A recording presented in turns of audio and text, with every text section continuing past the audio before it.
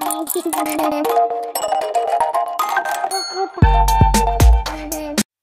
ನಮಸ್ಕಾರ ಎಲ್ಲರಿಗೂ. ಎಲ್ಲರೂ ಹೇಗಿದ್ದೀರಾ? ಚೆನ್ನಾಗಿದ್ದೀರಾ? ಎಲ್ಲರಿಗೂ ನನ್ನ ಯೂಟ್ಯೂಬ್ ಚಾನೆಲ್ಗೆ ಸ್ವಾಗತ. Welcome back to my YouTube channel all is well blogger Kannada and Tulu blog. Friends, ಇಲ್ಲೇನ್ ನೋಡ್ತಾ ಇದ್ದೀರಾ ನೋಡಿ, ಇದು ಹುಳಿ ಮಾವಿನಕಾಯಿ. ಇದನ್ನ ಇವತ್ತು ಯೂಸ್ ಮಾಡಿಕೊಂಡು ನಾನು ಇದ್ರದೊಂದು ಒಳ್ಳೆ ರೆಸಿಪಿನ ನಿಮ್ಗೆ ಶೇರ್ ಮಾಡ್ಬೇಕು ಅಂತ ಹೇಳಿ ಅನ್ಕೊಂಡಿದ್ದೀನಿ. ಈ ಹುಳಿ ಮಾವಿನಕಾಯಿನ ಯೂಸ್ ಮಾಡಿಕೊಂಡು ನಾನು ಇವತ್ತಿನ ರೆಸಿಪಿನ ಸ್ಟಾರ್ಟ್ ಮಾಡ್ತಾ ಇದ್ದೀನಿ. ಇದರ ಚಟ್ನಿ ಗಂಜಿ ಊಟಕ್ಕೆ ಹಾಗೆ ಅನ್ನದ ಜೊತೆ ಎಲ್ಲ ಚೆನ್ನಾಗಿರುತ್ತೆ. ನೀವು ಕೂಡ ಒಂದ್ಸಲ ಮನೆಯಲ್ಲಿ ಟ್ರೈ ಮಾಡಿ. ಚಟ್ನಿ ಮಾಡೋದಕ್ಕೆ ಈ ಮಾವಿನಕಾಯಿನ ಕಟ್ ಮಾಡ್ಕೊಳ್ತಾ ಇದ್ದೀನಿ.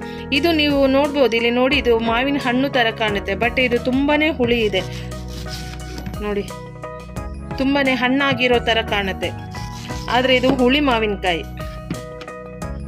ಇದನ್ನು ಈ ರೀತಿ ನಾವು ಕಟ್ ಮಾಡ್ಕೋಬೇಕು. ಸಮರ್ಥಿಗೆ ಇಷ್ಟನಾ ಮಾವಿನಕಾಯಿ ಚಟ್ನಿ? ಇಷ್ಟ. ಹೌದಾ? ಊರಲ್ಲೆಲ್ಲ ಇದ್ರೆ ಮಾಡ್ತೀರಾ? ಅಮ್ಮ ಮಾಡಿ ಕೊಡ್ತಾರಾ? ಮಾಡಿ ಕೊಡ್ತಾರೆ.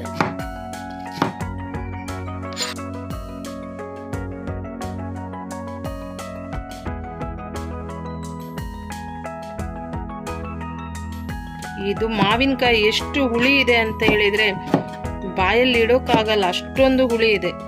ಈ ಮಾವಿನಕಾಯಿ ಉಪ್ಪಿನಕಾಯಿ ಹಾಕಿದ್ರೆ ಅಂತೂ ತುಂಬಾನೇ ಟೇಸ್ಟ್ ಬರುತ್ತೆ ಅಂದ್ಕೊಳ್ತೀನಿ. ನೋಡಿ, ಇಷ್ಟು ನಾನು ಕಟ್ ಮಾಡಿಟ್ಕೊಂಡಿದ್ದೀನಿ. ಮಾವಿನಕಾಯಿ ಚಟ್ನಿ ಮಾಡೋದಕ್ಕೆ ಏನೆಲ್ಲ ಇಂಗ್ರೀಡಿಯೆಂಟ್ಸ್ ಬೇಕಂತೇಳಿ ನಾನು ಹೇಳ್ತೀನಿ ಕೇಳಿ. ಇದು ಇಲ್ಲಿ ನಾನೊಂದು ಸಣ್ಣ ಸ್ಪೂನಲ್ಲಿ 1 ಸ್ಪೂನ್ ಆಗುವಷ್ಟು ಕಡಲೆ ಬೇಳೆನ ತಗೊಂಡಿದ್ದೀನಿ. ಅದರ ಜೊತೆ 1 ಸ್ಪೂನ್ ಉದ್ದಿನ ಬೇಳೆ ಕೂಡ ತಗೊಂಡಿದ್ದೀನಿ. ಹಾಗೆ ಸ್ವಲ್ಪ ಕರಿಬೇವು ಸೊಪ್ಪು, ಇದು ಒಗ್ಗರಣೆಗೆ. ಹಾಗೆ ಇಲ್ಲಿ ಒಂದು ಅರ್ಧ ಅಷ್ಟು ಇಲ್ಲಿ ನಾನು ಬೆಳ್ಳುಳ್ಳಿನ ಈ ತರ ಬಿಡಿಸಿಟ್ಕೊಂಡಿದ್ದೀನಿ. 1 ಸ್ಪೂನ್ ಆಗುವಷ್ಟು ಜೀರಿಗೆ, ಅದರ ಜೊತೆ ನಾನೊಂದು 1.5 ಸ್ಪೂನ್ ಆಗುವಷ್ಟು ಇಲ್ಲಿ ತೆಂಗಿನ ತುರಿ ಕೂಡ ತಗೊಂಡಿದ್ದೀನಿ. ಬ್ಯಾಡ್ಗೆ ಮೆಣಸು ಒಂದು 10-12 ಆಗುವಷ್ಟು ಬ್ಯಾಡ್ಗೆ ಮೆಣಸು, ಹಾಗೆ ಖಾರ ಮೆಣಸು ಕೂಡ ತಗೊಂಡಿದ್ದೀನಿ. ಇದು ಗುಂಟೂರು ಮೆಣಸು, ಇದು ತುಂಬಾನೇ ಖಾರ ಬರುತ್ತೆ. ಇದೊಂದು 3 ತಗೊಂಡಿದ್ದೀನಿ. ಹಾಗಾದ್ರೆ ನಾವು ರೆಸಿಪಿನ ಸ್ಟಾರ್ಟ್ ಮಾಡೋದಲ್ವಾ ಇವಾಗ.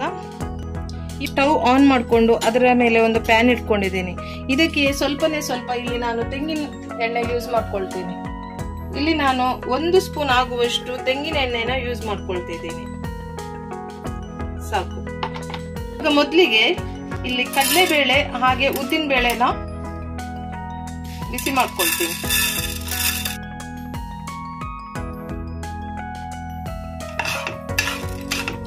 ಇದೊಂದು ಸ್ವಲ್ಪ ಗೋಲ್ಡನ್ ಕಲರ್ ಬರುವವರೆಗೂ ಇದನ್ನು ಬಿಸಿ ಮಾಡ್ಕೊಳ್ತೀನಿ.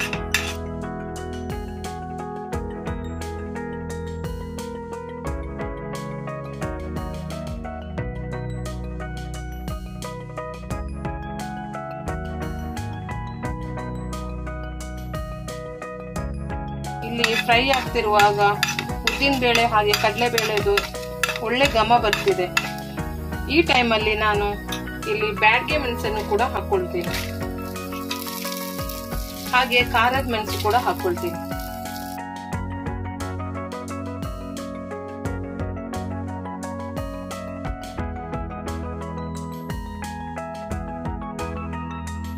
ನಾನು ಇಲ್ಲಿ ತೆಂಗಿನ ತುರಿನ ಕೂಡ ಹಾಕೊಳ್ತಿದ್ದೀನಿ. ನೀವು ಬೇಕಿದ್ರೆ ತೆಂಗಿನ ತುರಿ ಬೇಡ ಅಂತ ಹೇಳಿದ್ರೆ ಸ್ಕಿಪ್ ಮಾಡ್ಕೋಬಹುದು.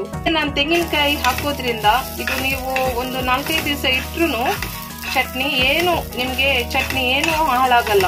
ಒಂದು ವೇಳೆ ತೆಂಗಿನಕಾಯಿ ಹುರಿಯದೇ ಹಾಕ್ತಿರಲ್ಲ, ಆವಾಗ ನೀವು ಚಟ್ನಿ ಏನಾದ್ರೂ ಇಡ್ತೀನಿ ಅಂತ ಹೇಳಿದ್ರೆ ಅದು ಗ್ಯಾರಂಟಿ ಹಾಳಾಗುತ್ತೆ. ಅದಕ್ಕೋಸ್ಕರ ತೆಂಗಿನಕಾಯಿನ ಈ ತರ ಫ್ರೈ ಮಾಡ್ಕೊಂಡು ಯೂಸ್ ಮಾಡ್ಕೋಬೇಕು. ಇದೀಗ ಸಾಕು.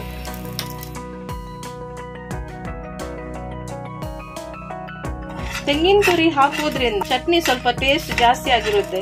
ತೆಂಗಿನ ತುರಿನ ಯಾಕೆ ಹಾಕೊಂಡೆ ಅಂದ್ರೆ ಮಾವಿನಕಾಯಿ ತುಂಬಾನೇ ಹುಳಿ ಇದೆ. ತುಂಬಾ ಹುಳಿ ಇರೋ ಮಾವಿನಕಾಯಿಗೆ ನಾವು ಸ್ವಲ್ಪ ತೆಂಗಿನಕಾಯಿ ಹಾಕೋದ್ರಿಂದ ಹುಳಿ ಸ್ವಲ್ಪ ಕಡಿಮೆ ಆಗುತ್ತೆ. ತೆಂಗಿನಕಾಯಿ ತುರಿನ ಹಾಕೋದ್ರಿಂದ ಚಟ್ನಿ ಅಂತೂ ತುಂಬಾನೇ ಚೆನ್ನಾಗಿರುತ್ತೆ. ಈ ತರ ಉಟ್ಕೊಂಡು ನಾವು ಈ ಚಟ್ನಿನ ಒಂದು 3-4 ಡೇಸ್ ಆದ್ರೂ ನಾವು ಇಡಬಹುದು. ನಾನು ಕಟ್ ಮಾಡಿ ಇಟ್ಕೊಂಡಿರುವಂತಹ ಈ ಮಾವಿನಕಾಯಿನ ಮಿಕ್ಸಿ ಜಾರ್ಗೆ ಹಾಕೊಂಡಿದ್ದೀನಿ. ಅದರ ಜೊತೆ ಇದು ಇವಾಗ ನಾನು ಏನು ಫ್ರೈ ಮಾಡಿ ಇಟ್ಕೊಂಡಿದ್ದೆ ಇದು ಬಿಸಿ ಆರಿದ ಮೇಲೆ ನಾನು ಈ ಮಿಕ್ಸಿ ಜಾರ್ಗೆ ಹಾಕೊಳ್ತಾ ಇದ್ದೀನಿ.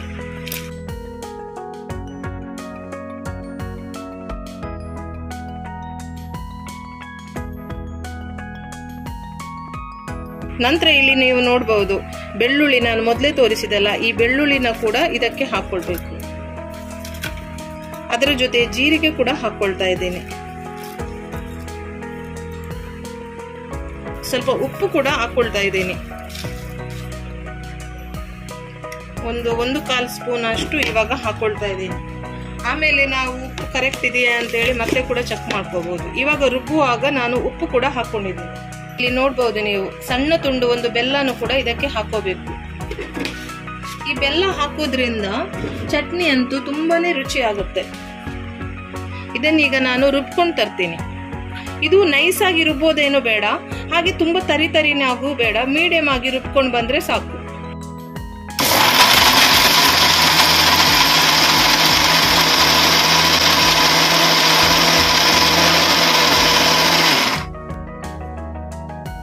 ಉಪ್ಪು ಕೂಡ ಸ್ವಲ್ಪ ಸೇರಿಸಿದೆ. ಇದನ್ನು ಚೆನ್ನಾಗಿ ಇಲ್ಲಿ ಮಿಕ್ಸ್ ಮಾಡಬೇಕು. ಅದರ ಜೊತೆ ಒಂದು 1/4 ಟೀ ಸ್ಪೂನ್ ಆಗುವಷ್ಟು ಅರಿಶಿನ ಪುಡಿ ಕೂಡ ಹಾಕೊಂಡಿದ್ದೀನಿ. ಇಲ್ಲಿ ಏನ್ ನೋಡ್ತಾ ಇದ್ದೀರಾ ನೋಡಿ, ಇದು ಮೆಂತೆ. ಇದು ನಾನು ಫ್ರೈ ಮಾಡಿ ಇಟ್ಕೊಂಡಿದ್ದೆ, ಅದನ್ನು ಕೂಡ ಇದಕ್ಕೆ ಹಾಕೊಳ್ತೀನಿ. ಇದು ಎರಡನ್ನು ಹಾಕಿ ಇನ್ನೊಂದ್ಸಲ ನಾನು ರುಬ್ಕೊಂಡು ತರ್ತೀನಿ. ಮೊದಲಿಗೆ ನೋಡಿ ಇಷ್ಟು ರುಬ್ಕೊಂಡಿದ್ದೆಲ್ಲ, ಮೀಡಿಯಂ ಆಗಿ ರುಬ್ಕೋಬೇಕಂತ ಹೇಳಿದೆ ಅಲ್ವಾ. ಇವಾಗ ಇಲ್ಲಿ ನೀವು ನೋಡ್ಬಹುದು ನೋಡಿ, ಕರೆಕ್ಟ್ ಆಗಿ ಮಾವಿನಕಾಯಿ ಚಟ್ನಿ ಯಾವ ತರ ಬಂದಿದೆ ಅಂತ ಹೇಳಿ ನೋಡ್ಬಹುದು. ಇಷ್ಟು ರುಬ್ಕೊಂಡ್ರೆ ಸಾಕು. ಇದು ಪರ್ಫೆಕ್ಟ್ ಮೆಥಡ್. ಇದು ಕೆಲವರು ನೈಸ್ ಆಗಿ ಕೂಡ ರುಬ್ಕೊಳ್ತಾರೆ, ಹಾಗೆ ಕೂಡ ಮಾಡಬಹುದು. ಬಟ್ ನಮ್ಮ ಮನೆಯಲ್ಲಿ ನಾನು ಈ ತರನೇ ಈ ಮಾವಿನಕಾಯಿ ಚಟ್ನಿ ಮಾಡೋದು. ಇವಾಗ ಇದಕ್ಕೆ ಒಂದು ಒಗ್ಗರಣೆ ರೆಡಿ ಮಾಡ್ಕೊಳ್ಳೋಣ. ಇವಾಗ ಸ್ಟವ್ ಮೇಲೆ ಒಂದು ಪ್ಯಾನ್ ಇಟ್ಕೊಂಡಿದ್ದೇನೆ. ಅದಕ್ಕೆ ಇವಾಗ ನಾನೊಂದು 3 ಸ್ಪೂನ್ ಆಗುವಷ್ಟು ಇಲ್ಲಿ ಕೊಬ್ಬರಿ ಎಣ್ಣೆನ ಹಾಕೊಳ್ತಾ ಇದ್ದೀನಿ. ಇದು ಬಿಸಿ ಆಗ್ತಿರ್ಬೇಕಾದ್ರೆ ಇದಕ್ಕೆ ನಾನು ಸಾಸಿವೆನ ಹಾಕೊಳ್ತಾ ಇದ್ದೀನಿ.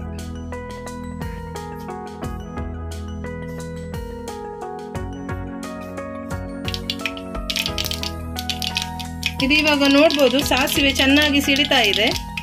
2 ಬ್ಯಾಡ್ಗೆ ಮೆಣಸನ್ನು ಈ ತರ ಸಣ್ಣದಾಗಿ ಕಟ್ ಮಾಡಿ ಹಾಕೊಂಡಿದ್ದೀನಿ. ಅದರ ಜೊತೆ ನಾನು ಒಂದು 4-5 ಎಸಳು ಬೆಳ್ಳುಳ್ಳಿನ ಈ ತರ ಜಜ್ಜಿಕೊಂಡು ಹಾಕೊಳ್ತಾ ಇದ್ದೀನಿ.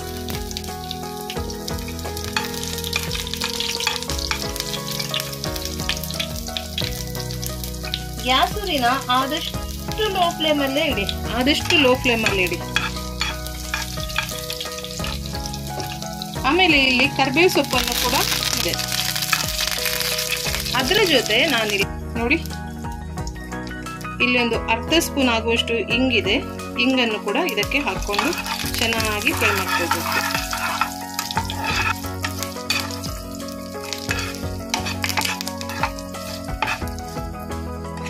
ನಂತರ ಕೊನೆಯದಾಗಿ ನಾವಿಲ್ಲಿ ರೆಡಿ ಮಾಡಿ ಇಟ್ಕೊಂಡಿರ್ತಂತಹ ಈ ಚಟ್ನಿ ಇದೆಯಲ್ಲ, ಇದನ್ನು ಈ ಒಗ್ಗರಣೆಗೆ ಸೇರಿಸ್ಕೋಬೇಕು.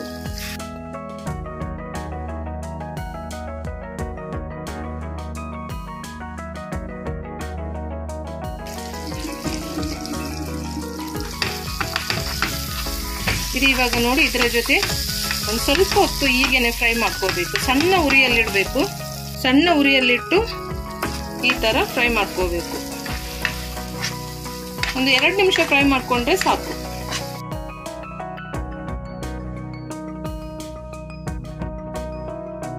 ಆಹಾ, ಏನ್ ಘಮ ಬರ್ತಿದೆ ಗೊತ್ತಾ ಮಾವಿನಕಾಯಿ ಚಟ್ನಿ ಅಲ್ವಾ ಸಮರ್ಥ? ಹೇಗಿದೆ ಸ್ಮೆಲ್? ಒಳ್ಳೆ ಉಂಟಾ? ಸೂಪರ್ ಉಂಟಾದ ಚಟ್ನಿ.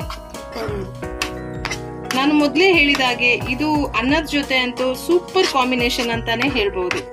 ಈ ಚಟ್ನಿ ಇದ್ರೆ ನೀವು 2 ಬಟ್ಟಲು ಅನ್ನ ಜಾಸ್ತಿನೇ ಊಟ ಮಾಡ್ತೀರಾ. 2 ಬಟ್ಟಲು ಯಾಕೆ, ತುಂಬಾ ಅನ್ನ. ಅಂದ್ರೆ ಜ್ವರ ಬಂದವರಿಗೆಲ್ಲ ಈ ತರ ಮಾವಿನಕಾಯಿ ಚಟ್ನಿ ಎಲ್ಲ ಮಾಡಿಕೊಡೋದ್ರಿಂದ ಅವರ ಬಾಯಿಗೂ ಹಿಡಿಸುತ್ತೆ. ಜ್ವರ ಬಂದವ್ರದ್ದು ಬಾಯಿಗೆ ಕೂಡ, ಅಂದ್ರೆ ಸಪ್ಪೆ ಸಪ್ಪೆ ಅನ್ನಿಸುತ್ತಲ್ವಾ ಕೆಲವರಿಗೆ. ಜ್ವರ ಬಂದವರಿಗೆ ಬಾಯಿಗೆ ಏನ್ ಕೊಟ್ರು ಸಪ್ಪೆ ಸಪ್ಪೆ ಅಂತ ಹೇಳಿ ಹೇಳ್ತಾರೆ. ಅಂತವರು ಈ ತರ ಈ ಮಾವಿನಕಾಯಿ ಚಟ್ನಿನ ಮಾಡೋದ್ರಿಂದ ನಿಮ್ಗೆ 2 ಬಟ್ಟಲು ಊಟ ಜಾಸ್ತಿನೇ ಸೇರುತ್ತೆ. ಸೊ ಇವತ್ತಿನ ಈ ಮಾವಿನಕಾಯಿ ಚಟ್ನಿ ರೆಡಿ ಆಯ್ತು. ಫ್ರೆಂಡ್ಸ್, ಈ ಮಾವಿನಕಾಯಿ ಚಟ್ನಿ ನಿಮ್ಗೆಲ್ಲರಿಗೂ ಇಷ್ಟ ಆಯ್ತಾ? ನಿಮ್ಗೆಲ್ಲರಿಗೂ ಈ ರೆಸಿಪಿ ಇಷ್ಟ ಆಗಿದ್ರೆ ಏನ್ ಮಾಡ್ಬೇಕು ಹೇಳಿ, ನನ್ನ ಚಾನಲ್ಗೆ ಒಂದು ಲೈಕ್, ಹಾಗೆ ನನ್ನ ವಿಡಿಯೋನ ಆದಷ್ಟು ಎಲ್ಲರಿಗೂ ಶೇರ್ ಮಾಡಿ. ಹಾಗೆ ಯಾರು ನನ್ನ ಚಾನಲ್ ಅನ್ನು ಸಬ್ಸ್ಕ್ರೈಬ್ ಮಾಡದೆ ನೋಡ್ತಾ ಇದ್ದೀರಾ ನೋಡಿ, ಎಲ್ಲರೂ ಸಬ್ಸ್ಕ್ರೈಬ್ ಮಾಡಿ ಆಯ್ತಾ. ಹಾಗೆ ಪಕ್ಕದಲ್ಲಿರುವ ಬೆಲ್ ಐಕಾನ್ ಅನ್ನು ಪ್ರೆಸ್ ಮಾಡಿದ್ರೆ ನಂದು ಎಲ್ಲಾ ವಿಡಿಯೋಸ್ ಹಾಕಿದಾಗ ನಿಮ್ಗೆ ನೋಟಿಫಿಕೇಶನ್ ಬರುತ್ತೆ. ಸೊ ನೆಕ್ಸ್ಟ್ ಇನ್ನೊಂದು ಒಳ್ಳೆ ರೆಸಿಪಿನ ನಿಮ್ ಜೊತೆ ಶೇರ್ ಮಾಡ್ತೀನಿ. ಅಲ್ಲಿವರೆಗೂ ಎಲ್ಲರಿಗೂ ಟಾಟಾ, ಬಾಯ್ ಬಾಯ್. ಇವಾಗ ಈ ಚಟ್ನಿನ ಹೇಗಿದೆ ಅಂತ ಹೇಳಿ ಟೇಸ್ಟ್ ಮಾಡೋದಕ್ಕೆ ನನ್ನ ಅತ್ತೆಗೆ ಕೊಡ್ತೀನಿ. ಅವರ ರಿಯಾಕ್ಷನ್ ಹೇಗಿರುತ್ತೆ ಅಂತ ಹೇಳಿ ನೋಡ್ಕೊಂಡು ಬರೋಣ ಬನ್ನಿ.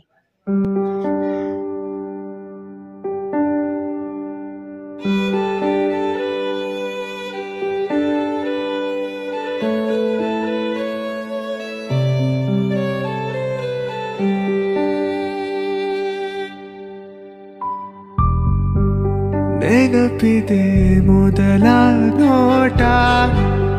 ಇವಾಗ ಈ ಚಟ್ನಿನ ನನ್ನ ಅತ್ತೆ ಟೇಸ್ಟ್ ಮಾಡಿ ಹೇಳ್ತಾರೆ ಹೇಗಿದೆ ಅಂತೇಳಿ. ಅಮ್ಮ, ಇದು ನಾನು ಮಾವಿನಕಾಯಿ ಚಟ್ನಿ ಮಾಡಿದ್ದೆ, ಇದು ಟೇಸ್ಟ್ ಮಾಡಿ ನೋಡಿ ಹೇಗಿದೆ ಅಂತ ಹೇಳಿ. ಆ ಮೊದಲ ಚುಂಬನ ನೆನಪಿದೆ, ಮೊದಲ ಕನಸು ನೆನಪಿದೆ, ಮೊದಲ ಮುನಿಸು. ಹೌದಾ?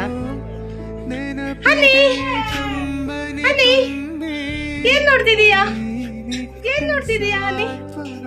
ಹನಿ ಟಾಟಾ ಹೋಗ್ಬೇಕಾ? ಐ ಗುಡ್ಗಲ್ಲು ಟಾಟಾ ಹೋಗ್ಬೇಕಾ ನಿಮ್ಗೆ? ಊಟ ಮಾಡುವ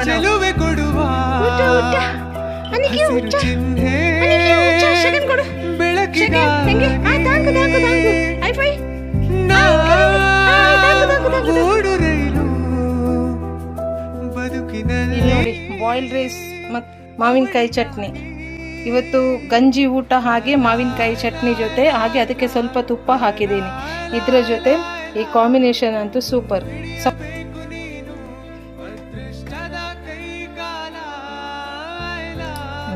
ಸಮರ್ ತೆಂಚುಂಡು